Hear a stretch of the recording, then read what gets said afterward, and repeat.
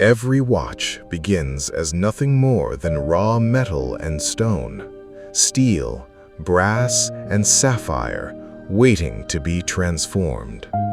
It starts with fire.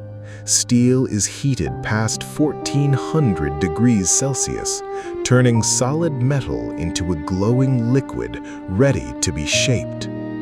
Computer-controlled lathes shave away the excess, cutting each case to within microns of precision. Polishing turns dull metal into a mirror finish, a process that can take over an hour for a single case.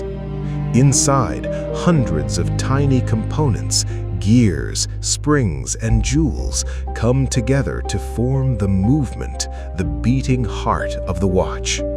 The main spring stores energy, releasing it through the balance wheel, ticking back and forth up to 8 times a second.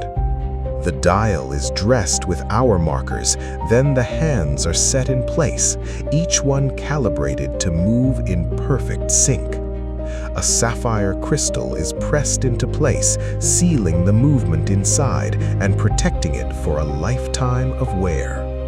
Before it ever reaches a wrist, every watch is tested, checked for accuracy down to fractions of a second per day.